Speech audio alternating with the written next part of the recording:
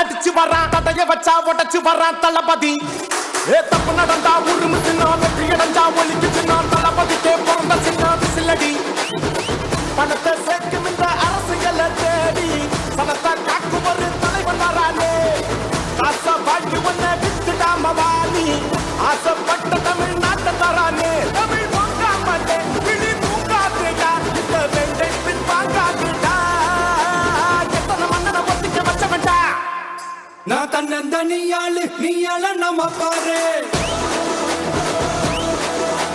கொஞ்சம் நவுந்தேன்னா இங்க எட்ட கோடி பேரு நல்ல பாஞ்சு ஸ்டேட்டு எங்க விசில் சத்தம் கேட்டு நல்ல பங்கா பாரு நீ விசில் கடி ஓட்டு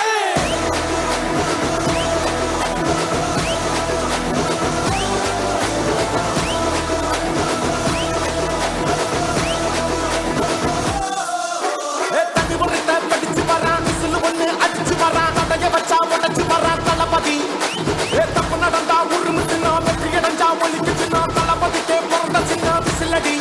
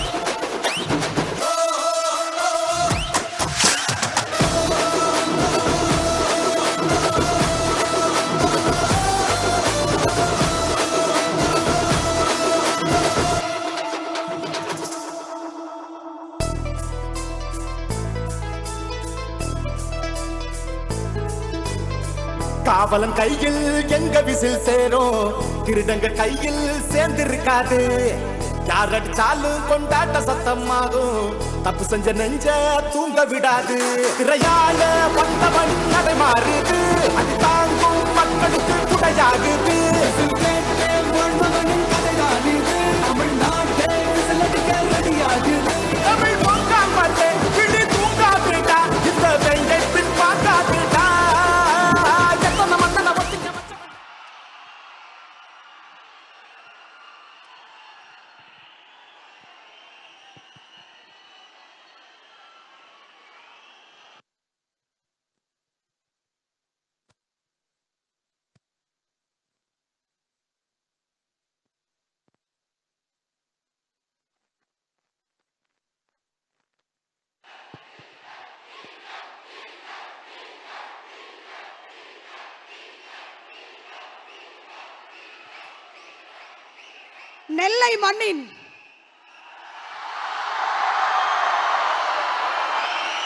நெல்லை மண்ணின் நெஞ்சம் நிறைந்த சொந்தங்களுக்கு தமிழக வெற்றி கழகத்தின் சார்பாக அன்பார்ந்த மதிய வணக்கங்கள். திருநெல்வேலியை சார்ந்த தெற்கு மாவட்ட கழக செயலாளர் மதிப்பிற்குரிய திரு ராஜகோபால் அவர்களை ஓரிரு வார்த்தைகள் பேசுமாறு அன்போடு அழைக்கிறேன்.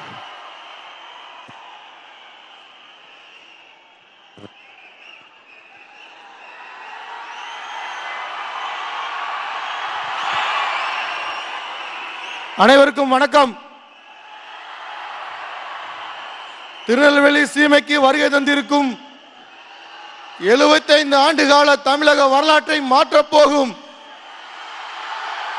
வெற்றி தலைவர் தளபதி விஜய் அண்ணன் அவர்களை வருக வருக என வரவேற்கிறேன். தென்கோடி தமிழகத்தில் இருக்கும் என்னை போன்ற சாமானியனையும் உலகறிய செய்த எண்ணியூர் தலைவனுக்கு காலமெல்லாம் கடமைப்பட்டிருப்பேன். வாய்ப்புக்கு நன்றி கூறி விடைபெறுகிறேன். நன்றி நன்றி நன்றி.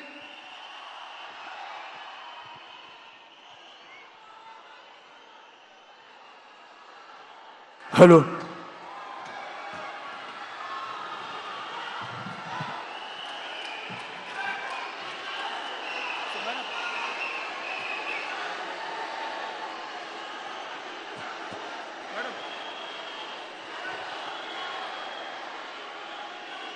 திருநெல்வேலி சீமையின் குலதெய்வங்களை எல்லாம் கடந்து வந்த தமிழ்நாட்டின் குலதெய்வமே,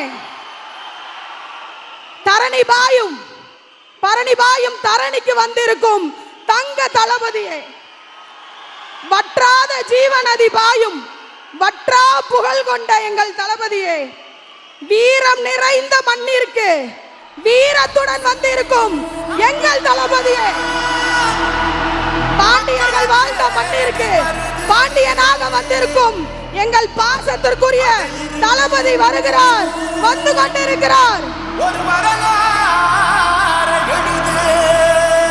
நெல்லை மக்களை மீட்டெடுப்பதற்காக வந்து கொண்டிருக்கும் எங்கள் தளபதியை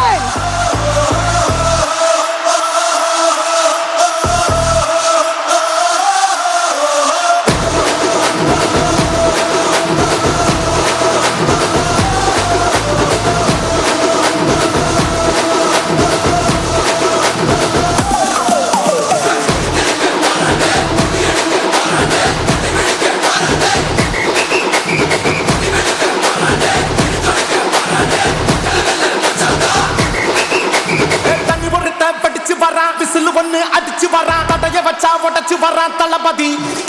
தப்பு நடந்தா உருமு சின்ன, வெற்றி அடைஞ்சா ஒலிக்கு சின்ன, தளபதிக்கே பிறந்த சின்ன விசிலடி.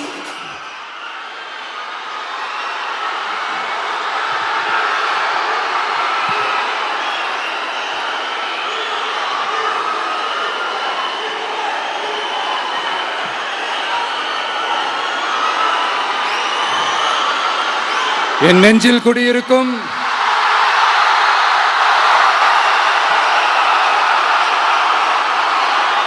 திருநெல்வேலி மக்கள், உங்கள் அனைவருக்கும் என்னுடைய வணக்கம். வணக்கம் வணக்கம் வணக்கம் வணக்கம். எல்லாரும் எப்படி இருக்கீங்க?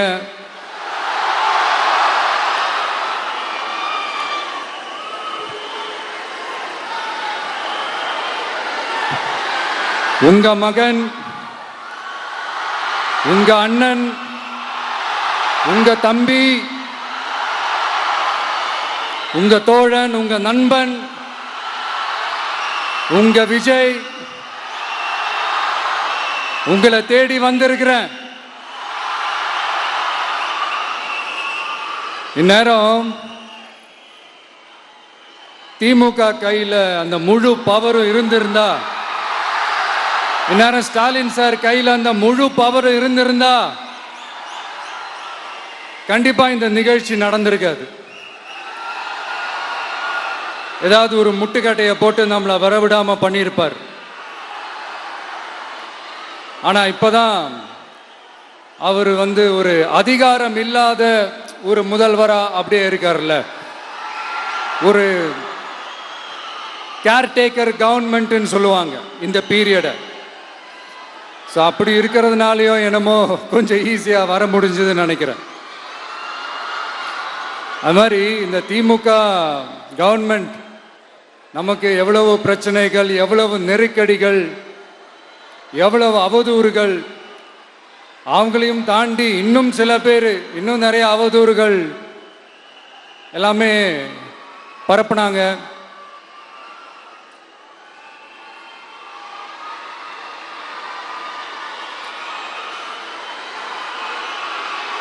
இந்த திமுக கூட்டணிக்கும் பாஜக கூட்டணியுமே இவங்க ரெண்டு பேருமே வெளியில வேணா தனித்தனியா இருப்பாங்க, ஆனா உள்ளுக்குள்ள இவங்க ரெண்டு பேருமே ஒண்ணுதான். இவங்க ரெண்டு பேருக்குமே ஒரே நோக்கம்தான். அது என்ன நோக்கம் தெரியுமா? உங்களுக்காக நல்லது செய்ய, உங்களுக்காக உழைக்க, உங்களோட கூடவே நிக்க இந்த விஜய் வந்துடக்கூடாது. அதுதான் அவங்களுடைய அந்த நோக்கமே. ஏன்னா இந்த விஜய் வந்ததிலிருந்து அவங்க நிறைய இந்த ஊழல்லாம் செஞ்சுக்கிட்டு இருந்தாங்கல்ல, ஒரு லிஸ்ட் போட்டு சொன்னல, அதெல்லாம் அவங்களால செய்ய முடியாம போச்சு. எல்லாத்துலயும் மண்ணு விழுந்துருச்சு. அதனால சம கோபத்தில் இருக்கிறாங்க என் மேல. அதே மாதிரி அடுத்து ஆட்சிக்கு வர முடியாத ஒரு சூழ்நிலைய மக்களே நீங்களே ஆல்ரெடி உருவாக்கிட்டீங்க. இந்த கூட்டணி கணக்கு, அந்த கணக்கு, இந்த கணக்கு எதுவுமே எடுபடல. இந்த அரித்மேட்டிக் கணக்கு, மேத்தமேட்டிக்ஸ் கணக்கு எல்லாமே மண்ணுக்குள்ள புதைச்சிட்டீங்க.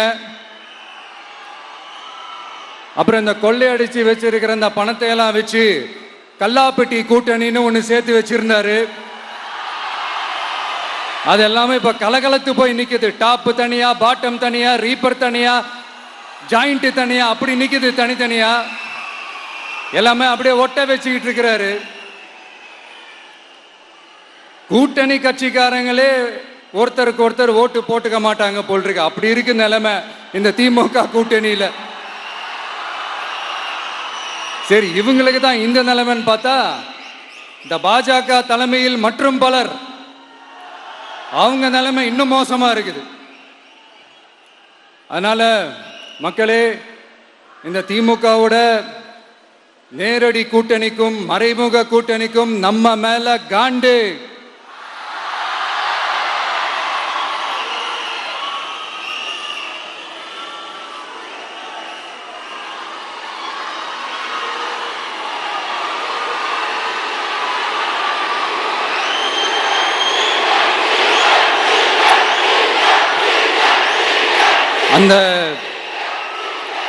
அந்த காண்டுக்கு ஒரு காரணம் என்ன தெரியுமா? அவங்க வீட்டிலேயே, அவங்க குடும்பத்திலேயே விசில் சத்தம் பலமா கேக்குதான்.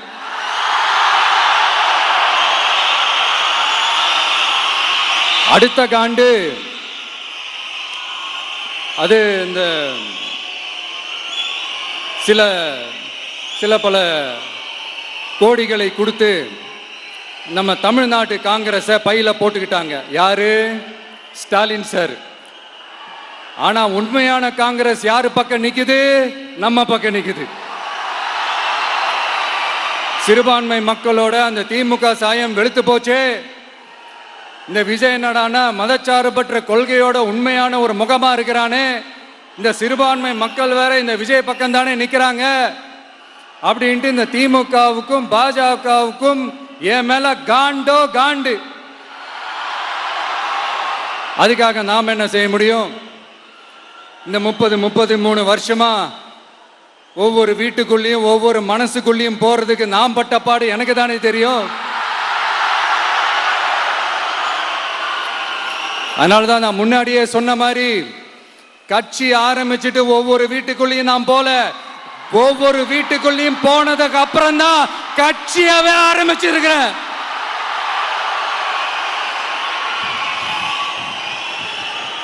இது இந்த அரசியல் எல்லாத்தையும் தாண்டி இருக்கிற ஒரு உறவு. கட்சி கிட்சி எல்லாத்தையும் தாண்டி இருக்கிற ஒரு உறவு. இது ஒரு பூர்வ ஜென்ம பந்தம். இது சும்மா இந்த அரசியல் ஆதாயம் தேடுறவங்களுக்குலாம் இது என்னன்னே புரியாது. இது மற்றவங்களுக்கு வேணா எலெக்ஷன், ஆனா இந்த விஜய் கூட நிக்கிறவங்களுக்கும் இது ஒரு இமோஷன். நான் சந்தோஷப்பட்டா மக்கள் சந்தோஷப்படுறாங்க, மக்கள் சந்தோஷப்பட்டா நான் சந்தோஷப்படுறேன். எனக்கு ஒண்ணுனா மக்களுக்கும், மக்களுக்கு ஒண்ணுனா எனக்கும் கண்ணு கலங்கும். எவ்வளவு அவதூறுகள்! இந்த கரூர் விஷயத்தை பத்தி ஊருக்கே தெரியும். ஆனா போடு, விஜய் மேல பழிய போடு. என்னடா இவ்வளோ பெரிய ஒரு பழியை தூக்கி விஜய் மேல போட்டாலும் மக்கள் விஜய் கூடவே நிக்கிறாங்க, இது என்னடா அதிசயமா இருக்குது அப்படின்ட்டு அது ட்ரை பண்ணி பார்த்தாங்க. அது மக்கள் கிட்ட எடுபடல. சரி, அடுத்து வேற என்ன பண்ணலாம்? முடக்கு, ஜனநாயகனா முடக்கு. படத்தை முடக்குனா கொஞ்சம் பையன் கொஞ்சம் டிஸ்டர்ப் ஆயிடுவான், அதனால படத்தை முடக்கு. இது யாரு முடக்குனாங்கன்றது உங்களுக்கே தெரியும், அது நான் சொல்ல வேண்டிய அவசியம் உங்களுக்கு இல்லை. ஆனா இவனாடா இவன் படத்தை முடக்கினாலும் அவன் பாட்டுக்கு அதை கண்டுக்காம அவன் பாட்டுக்கு வேலையை பார்த்துட்டு போயிட்டே இருக்கான், அதுவும் எடுபடலை. சரி, அடுத்து வேற என்ன பண்ணலாம்? போடு, SOPன்னு ஒன்று போடு. விஜய்க்கு மட்டும் தனியா ரூல்ஸ், தனியா ரெகுலேஷன்ஸ், தனியா கண்டிஷன்ஸ் அவனுக்கு மட்டும் போடு. மற்ற கட்சிகள்லாம் விடு, விஜய்க்கு மட்டும் தனி கண்டிஷன்ஸ் போடு. அவன் வெளியவே வரக்கூடாது, மக்களை சந்திக்கவே கூடாது. என்னாச்சு? அதுவும் எடுபடல. சரி, அடுத்து வேற என்ன பண்ணலாம்? நம்மளை சுத்தி இருக்கிறவங்கள வச்சு, அதாவது இத்தனை வருஷமா வெயிட் பண்ணி இப்போ எலெக்ஷனுக்கு 30 நாளைக்கு முன்னாடி கரெக்டா அந்த டைம் பார்த்து ஒரு அவதூறு பரப்ப வேண்டியது, அது என்னன்னு உங்களுக்கே தெரியும். அதுவும் மக்கள் கிட்ட எடுபடல.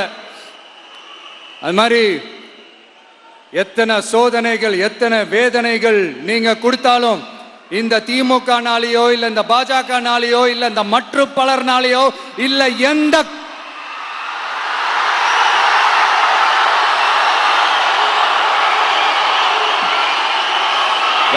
வேற யாராலையும் என்ன மக்கள் கிட்ட இருந்து பிரிக்க முடியாதுன்னு சொல்ல வந்தேன். அதைத்தான் சொல்ல வந்தேன். ஒவ்வொரு வீட்டில் இருக்கிற ஒவ்வொரு விஜயும் இருக்கிற வரைக்கும் என்ன மக்கள் கிட்ட இருந்து பிரிக்கவே முடியாது. இப்படி இந்த சொந்த பந்தம் இவ்வளவு ஸ்ட்ராங்கா இருக்கிறதுனால தான் நான் முன்னாடியே சொன்ன 234 தொகுதியிலும் இந்த விஜய் தான் வேட்பாளர் அப்படின்னு தான் அதை நான் செஞ்சிருக்கிறேன். ஏன்னா நம்மளுடைய வேட்பாளர்கள் யாரும் டாட்டாவோ பிர்லாவோ அம்பானியோ அதானியோ கிடையாது. நம்ம வீட்டில் இருக்கிறவர், நம்ம குடும்பத்தில் இருக்கிற ஒருத்தரை தான் நான் வேட்பாளராக செலக்ட் பண்ணியிருக்கிறேன். அப்படி செலக்ட் பண்ணி தான் உங்ககிட்ட நான் ஒப்படைச்சிருக்கிறேன். அதனால அந்த வேட்பாளர் வேற, இந்த விஜய் வேற அப்படின்னு நினைச்சிடாதீங்க. இந்த விஜய் தான் வேட்பாளர், அந்த வேட்பாளர் தான் விஜய்.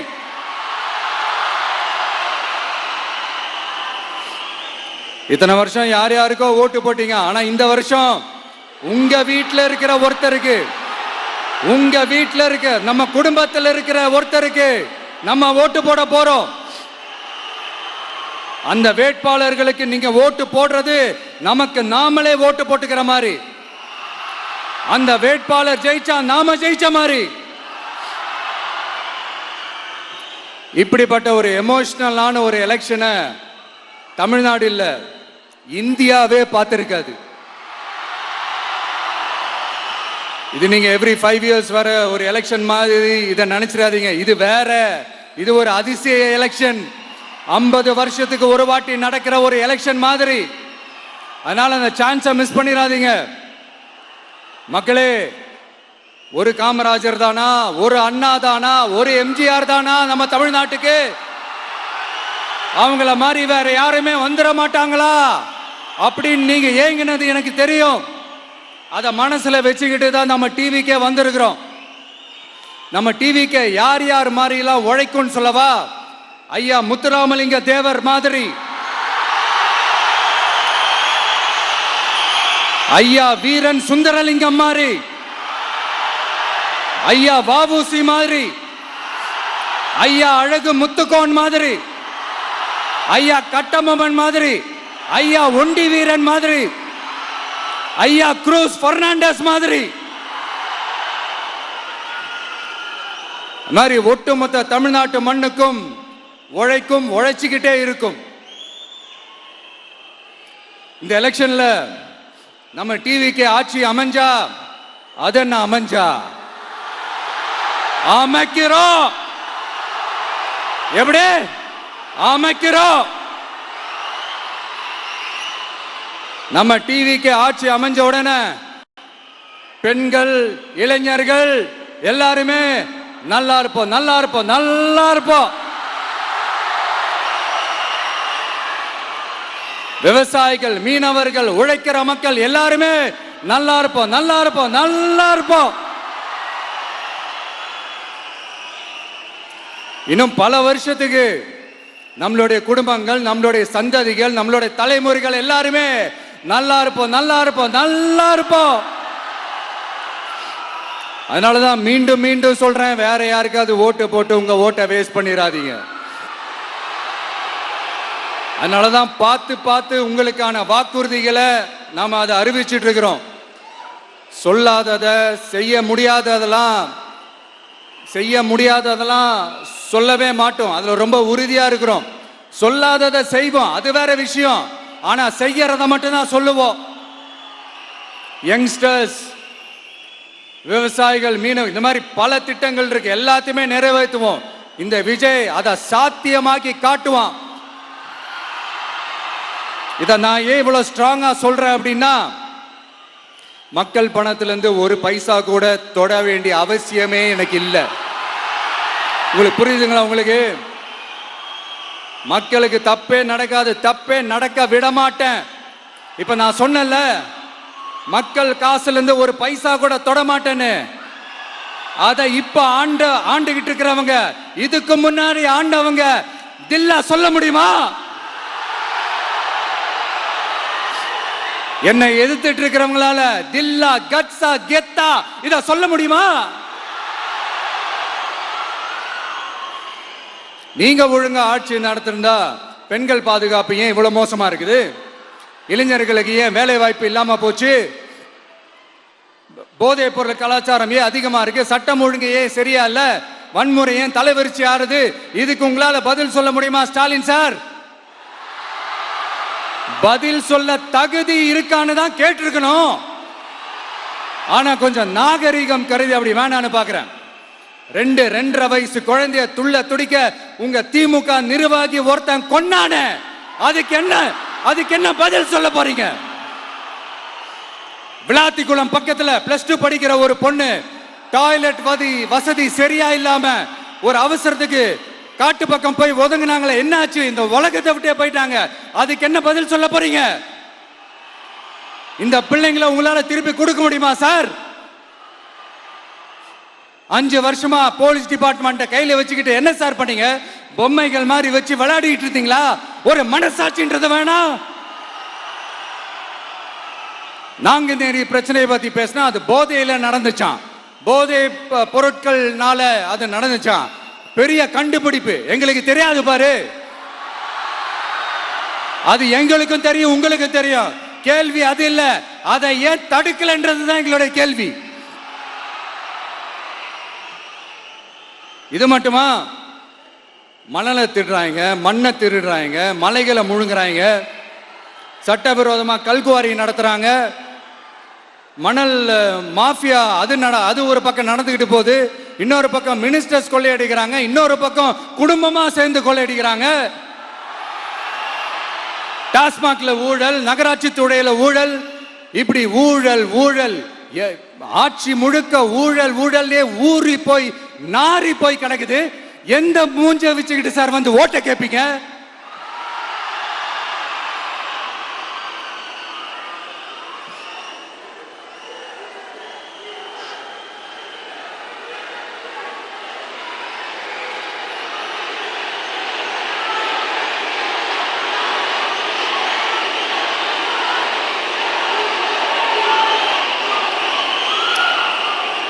இந்த எலெக்ஷன் சும்மா உங்க பணத்தை எல்லாம் வச்சுக்கிட்டு ஒன்னும் கிழிக்க முடியாது. உங்க பணத்தை எல்லாம் வச்சு மக்கள் எல்லாம் விலைக்கு வாங்கவே முடியாது. இது ஒரு மாற்றத்திற்கான ஒரு எலெக்ஷன். ஒட்டுமொத்த தமிழ்நாட்டு மக்களும் அந்த மாற்றத்தை கொண்டு வர போற அந்த எலெக்ஷன். இது உங்களாலேயோ இல்ல அந்த மற்றும் பலர்னாலேயோ ஒன்னும் தடுக்க முடியாது. அதனால மக்களே, ஏப்ரல் 23ஆம் தேதி காலையில சும்மா பக்காவா ரெடி ஆயிட்டு வீட்டில் இருக்கிற சாமியெல்லாம் கும்பிட்டுட்டு உங்க ஓட்டர் ஐடி கார்டு கையில் எடுத்துக்கிட்டு முதல்ல பூத்துல போய் நின்று அந்த விசில் சின்னத்துக்கு நேரா இருக்கிற அந்த பட்டனை ஒரு அழுத்துங்க. இது ஒரு தலைமுறைக்கான ஒரு தேர்தல், உங்களுக்கான தேர்தல். எப்பேற்பட்ட வசதியான வாழ்க்கையா இருந்தாலும் எல்லாத்தையும் தூக்கி எறிஞ்சிட்டு உங்களுக்காக மட்டுமே வந்திருக்கிறேன். உங்களுக்காக நன்றி கடன் செலுத்துறதுக்காக மட்டுமே வந்திருக்கிறேன். அத்தனை வழிகளையும் தாங்கிக்கிட்டு உங்களுக்காக மட்டுமே வந்திருக்கிறேன். ஒரு நாளும் பொய் சொல்லி உங்களை நான் ஏமாத்தவே மாட்டேன். இந்த 4 முனை போட்டி, 40 முனை போட்டி, எத்தனை முனை போட்டின்னு எத்தனை உருட்டினாலும் இங்க 2 முனை போட்டி மட்டும்தான். ஒண்ணு, இன்னொன்னு எஸ், ஒன்னு டிவிகே, இன்னொன்னு டிஎம்கே. மக்கள் விரோத ஆட்சி நடத்துற ஸ்டாலின் சார் வேணுமா? மக்களை நேசிக்கிற உங்க விஜய் வேணுமா? அவ்வளவுதான் இந்த எலெக்ஷன். அதனால உங்க மகனுக்கு, உங்க அண்ணனுக்கு, உங்க தம்பிக்கு, உங்க பிள்ளைக்கு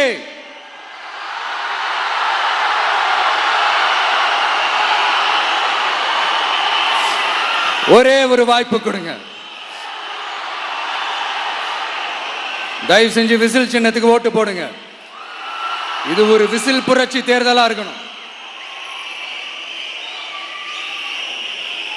நான் தன்னந்தனியாளு, நீ எல்லாம் நம்ம அப்பாரு, கொஞ்சம் நவந்தனா இங்க 8 கோடி பேரு, மிரல போது ஸ்டேட்டு நம்ம விசில் சத்தம் கேட்டு, நல்ல வங்க வாழ இங்க விசில் கடி ஓட்டே. கடைசி நம்பிக்கை மக்களை தேடி வருது, அதை இறுக்கி புடிச்சு ஒரு வரலாறு எழுது. உங்க விஜய், நான் வரேன். விசில் அடிக்க ரெடியா? கான்பிடண்டா இருங்க, நல்லதே நடக்கும், வெற்றி நிச்சயம். மீண்டும் சந்திக்கும் வரை நன்றி, வணக்கம்.